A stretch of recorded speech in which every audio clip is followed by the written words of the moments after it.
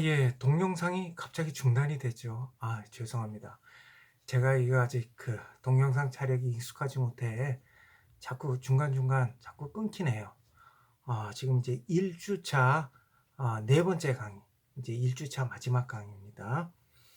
자, 지난번에 의사표시의 하자에 관한 규정, 우리 민법에 사기, 착오, 강박으로 인한 사기, 강박이나 착오로 인한 의사표시를 취소할 수 있다는 민법 규정이 소송 행위에도 준용되는지 여부에 대해서 견해 대립이 있다고 했었잖아요. 예, 그 부분 계속해서 설명하도록 하겠습니다. 우리 통설은 이런 의사표시의 하자에 관한 민법의 규정이 우리 소송행위에는 적용되지 않는다, 이런 불고려설의 입장이라고 했죠. 그 논거는 어떤 소송 절차의 명확성, 안정성을 기하기 위해서 이런 표시주의, 외관주의가 철저히 관철되어야 하는데, 따라서 그 의사표시 하자에 관한 민법의 규정을 준용을 해서 이런 소송행위의 취소를 허용하게 되면 이런 어떤 표시주의, 외관주의가 관철되기 힘들다, 이런 걸 이제 논거를 하고 있고요. 그 다음에 소수설로서 제한적인 범위 내에서 준용하자, 이런 견해가 있어요. 그러니까 이 견해도 소송행위에 대해서 의사표시 하자에 관한 민법의 규정이 원칙적으로 타당하다, 이렇게 주장하는 견해는 아니고요. 이제 제한적으로 그 의사표시 하자에 관한 민법의 규정을 준용을 해서 소송행위의 효력을 부인할 수 있도록 하자, 이런 견해죠. 그러면 어떤 소송행위에 대해서 의사표시 하자에 관한 규정이 준용될 수 있느냐? 우리 교재 이제 21쪽에 보시면 소위 취하나 청구 포기 인락 등과 같은 소송 종료 행위는 소송 절차의 번복을 걱정할 필요가 없으니까 소송 절차의 안정성을 침해하지 않는다는 거죠.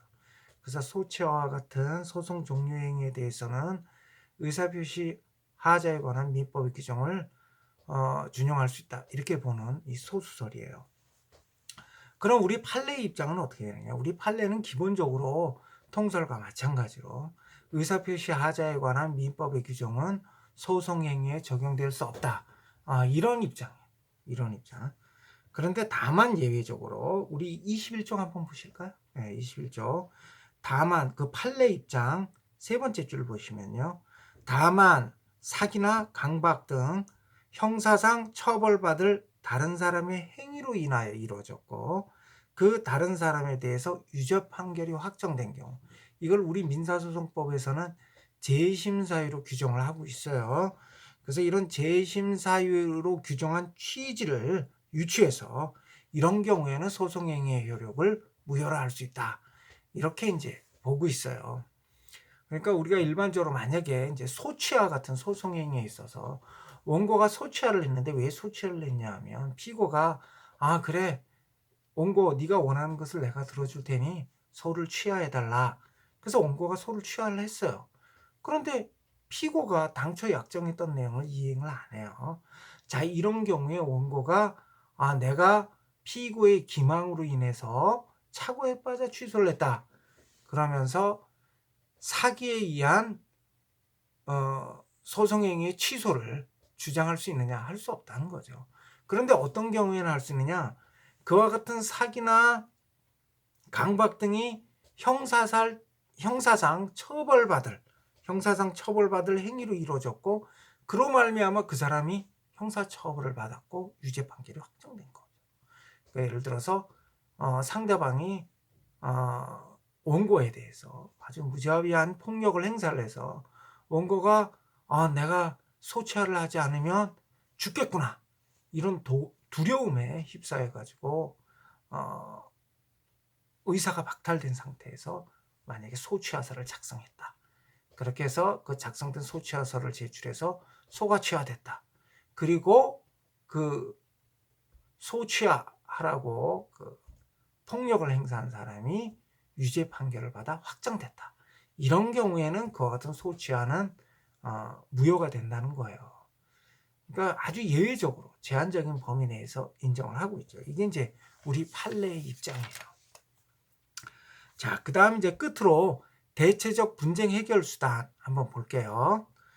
제가 이제 1주차 강의 때 제가 이제 맨 처음 맨 처음 강의할 때 우리 이 민사정법 교과서가 5편으로 구성되어 있다 그랬잖아요. 그래서 제1편이 총론, 2편이 소송의 주체, 3편이 제1심 소송, 그다음에 4편이 병합소송, 그다음에 5편이 상소 재심 이렇게 구성되어 있다고 했잖아요. 근데 이 중에 1편 총론을 1주차 강의 때 마치려고 해요. 그래서 2주차서부터는 소송의 주체, 그다음에 이제 아마 1학기 때는 3주차 중간 정도까지 변론이나 증거까지 진행되고 1학기를 마칠 거예요. 그래서 제가 조금 약간 무리하지만 1주차 때 지금 총론을 마치려고 해요. 그래서 조금만 더 이제 강의를 하면 이제 총론 강의는 끝날 것 같아요. 그래서 요 대체적 분쟁 해결 절차만 간단히 살펴보고 1주차 강의를 마치려고 해요. 그럼 대체적 분쟁 해결 절차 한번 보시죠. 요거는 이제 제가 ADR이라고 한번 얘기를 했었죠. 그 Alternative Dispute Resolution이라고요. 그러니까 대체적 분쟁 해결 절차, 직역을 하면 그렇게 되죠. 그 뭘 대체하느냐? 소송을 대체한다는 거죠. 응? 그러니까 제도화된 구제 수단 중에 가장 대표적인 게 소송인데, 이런 소송을 대체하는 그런 어떤 구제 수단이 뭐가 있는가? 근데 왜 소송을 대체하는 구제 수단에 대해서 사람들이 관심을 갖냐면요. 이 소송 절차라는 게 여러분들 중에 소송을 해본 학생이 있는지는 잘 모르겠어요. 우리가 평생 살면서 소송은 한 번도 안 하는 게 참 그 복받은 삶입니다. 근데 이 소송이라는 게요, 물론 이제 신속하게 진행돼서 빨리 끝낼 수도 있지만 이 소송 절차라는 게 대체적으로 좀 길어요. 소요 기간이 상당히 깁니다. 그래서 소송 절차를 이렇게 오랫동안 소송을 하게 되면요, 또 상대적으로 그에 따라 비용도 많이 들어가요. 그러니까 이 소송이라는 구제 절차는 굉장히 비효율적이죠. 응? 그러니까 이 소송 절차에 소요되는 비용이나 시간 이런 측면에서 굉장히 비경제적이에요. 그리고 소송 절차라는 게 나중에 법원의 판결에 의해서 일도 양단적으로 분쟁을 해결하는 거죠. 그러다 보니까 분쟁 당사자 사이에 앙금이 여전히 남게 돼 있어요. 그래서 이런 소송 절차를 대체해서 좀 신속하게, 그러면서도 당사자 간에 어떤 앙금을 남기지 않는 그런 어떤 대체적인 분쟁 해결 절차를 한번 찾아보자. 이래서 여기에 대해서 이제 관심을 갖게 된 건데, 이런 대체적 분쟁 해결 절차의 이제 대표적인 것으로 세 가지가 있는데요. 하나는 화해, 하나는 조정, 하나는 중재예요. 그러니까 화해, 조정, 중재 이렇게 세 가지가 가장 대표적인 거죠. 근데 여기에 한정되는 건 아니에요. 근데 유형별로 나눠보면 가장 대표적인 ADR이 이 세 가지라는 거죠. 그럼 현행법상 대체적 분쟁 해결 절차에는 뭐가 있는가? 23쪽 한번 보시면요. 그 중에 화해 먼저 볼게요. 화해. 화해는 재판 외의 화해와 법원의 판사 앞에 하는 재판상 화해가 있다. 그러니까 화해가 뭐냐? 화해는 분쟁 당사자가 서로 양보해서 분쟁을 종결짓기로 하는 합의가 화해예요. 근데 이와 같은 화해는 재판 외에서 이루어질 수도 있고 재판 재판 내에서, 그러니까 재판상 이루어질 수도 있어요. 근데 재판 외에서 이루어지는 화해는 민법상 화해 계약으로 보시면 돼요. 그러니까 여러분들이 우리 민법상 전형 계약 있죠? 전형 계약. 그 전형 계약 중에 화해가 있어요. 화해. 그러니까 이제 재판 외의 화해는 민법상 화해 계약에 해당이 되고요. 이거는 이제 민사소송의 관심 대상은 아니에요. 민사소송의 관심 대상인 대체적 분쟁 해결 절차로서의 화해는 재판상 화해죠. 근데 이와 같은 재판상 화해는 또다시 두 가지로 나뉘는데, 하나가 재소전 화해, 또 하나가 소송상 화해예요. 재소전 화해는 문자 그대로 소제기에 앞서서, 그러니까 소송 계속이 전제되어 있는 개념이 아니죠. 소제기 이전 단계에 지방법원 단독 판사 앞에 가서 하는 화해가 재소전 화해예요. 그럼 소송상 화해는 뭐냐? 소송상 화해는 소송이 계속되는 도중에 판사 앞에서 화해를 하는 거죠. 그래서 이렇게 화해는 재소전 화해, 소송상 화해 이렇게 두 가지가 있어요. 이 재판상 화해에 대해서도 우리가 나중에 아마 2학기 때 제3편 제1심 소송 중에 제1심 소송 우리 교과서 제3편 제1심 소송의 순서가 어떻게 되냐면 소의 제기, 변론, 증거, 소송의 종결 이렇게 구성이 되어 있거든요. 그중에 이제 소송의 종결에 보면 대표적인 종결 사유로는 판결이죠. 판결이 선고되면 소송이 종료되는 거죠. 그죠? 판결이 선고돼서 확정되면. 근데 그거 말고 어떤 당사자의 의사에 의해서 소송이 종료되는 경우가 있어요. 그게 이제 원고의 소취하, 그 다음에 화해, 조정이 있어요. 그런데 그 소송의 종결 부분에서 우리가 이 화해에 대해서 자세히 살펴봐요. 그래서 재소전 화해, 소송상 화해에 대해서 자세히 살펴볼 테니까 그때 우리가 이제 자세히 공부해 보기로 하고 여기서 간단히 개념 정도만 살펴보는 걸로 마치도록 할게요.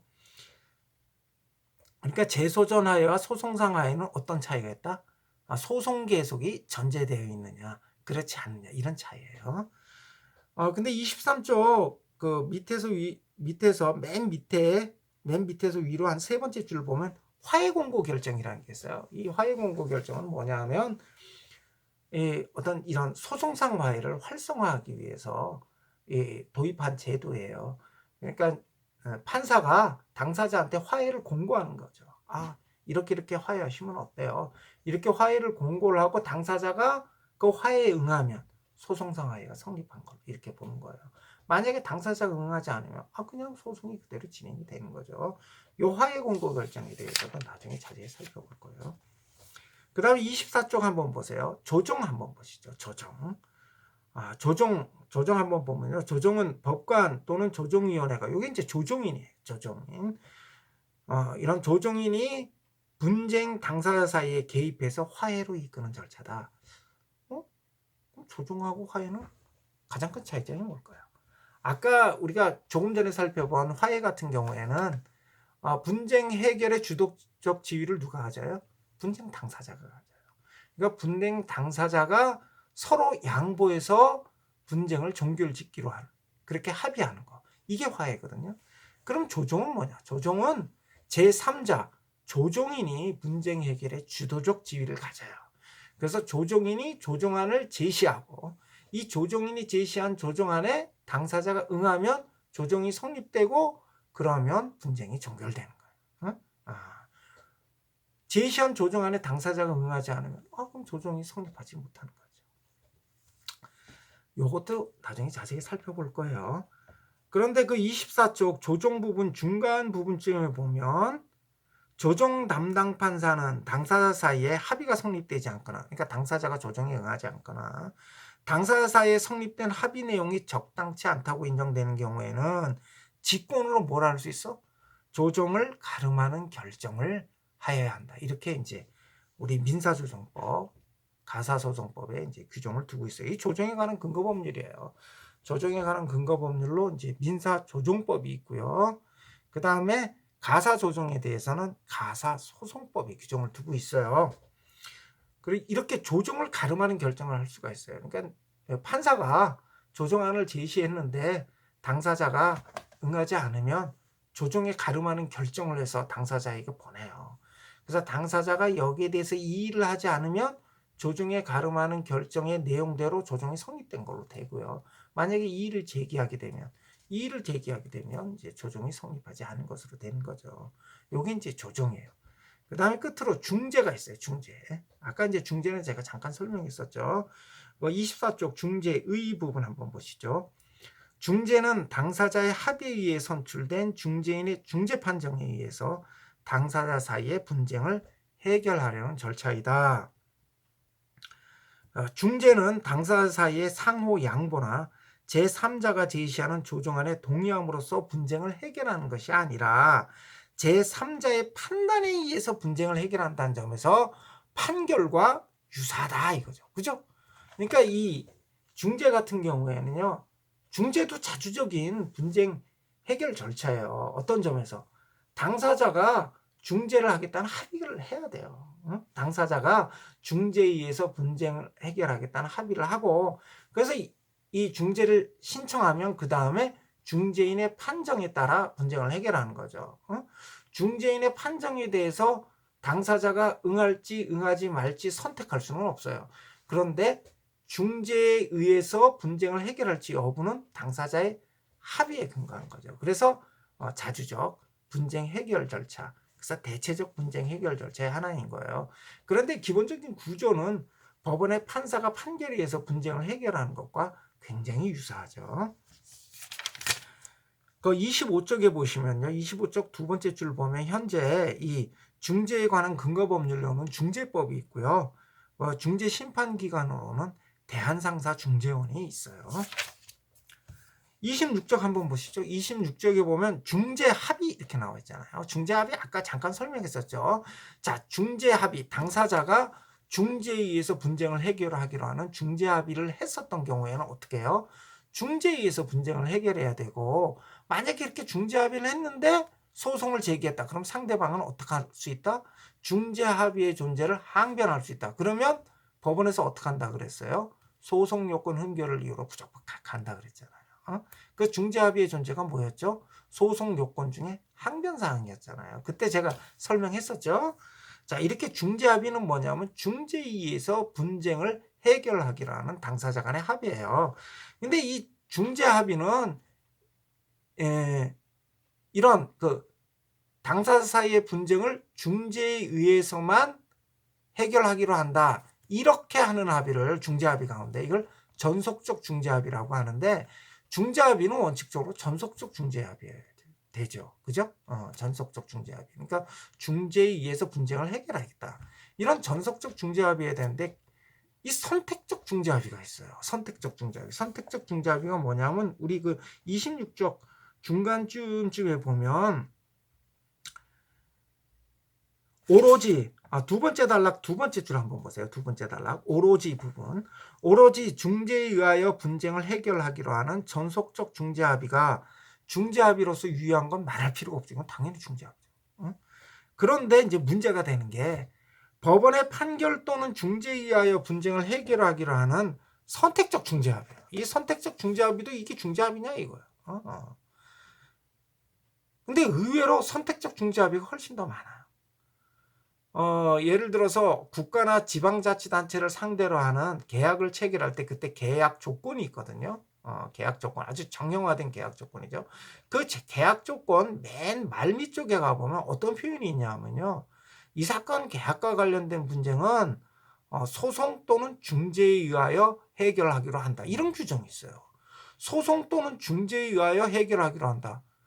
그럼 중재에 의해서 해결하겠다는 얘기예요.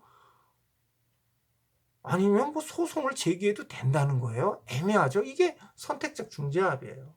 그러니까 중재에 의해서 해결하기로 한다. 이렇게 전속적 중재를 합의하면 당연히 이건 중재합의고, 따라서 당사자는 중재 위에 다른 수단을 통해서 해결하려고 그러면 안 돼요.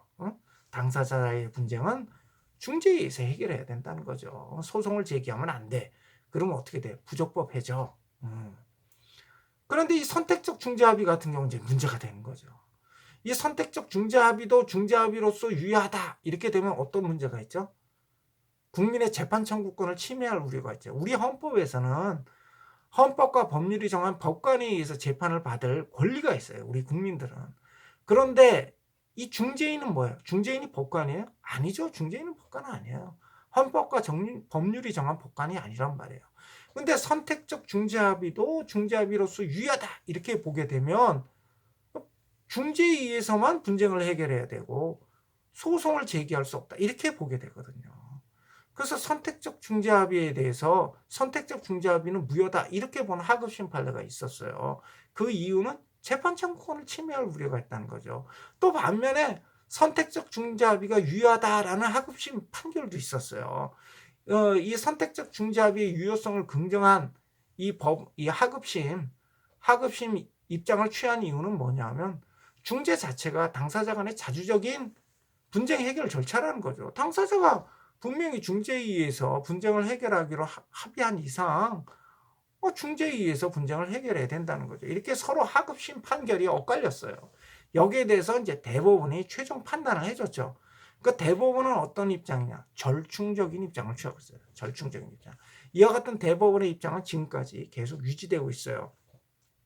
그러니까 대법원은 선택적 중재 합의도 제한적인 범위 내에서는 유효하다는 거죠.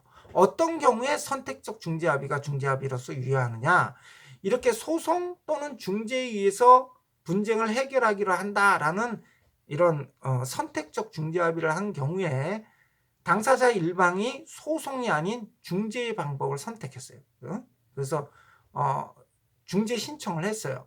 그렇게 되면 상대방에게 그 신청서를 송달해줘요. 부본을. 신청서 부본을 송달해주면 상대방은 거기에 대해서 이제 답변서를 제출하게 되는데, 이때 답변서를 제출을 할 때 나는 이 중재에 응할 수 없다. 나는 소송 절차에서 분쟁을 해결하고 싶다라고 하면 이 중재 합의는 효력을 상실하고요.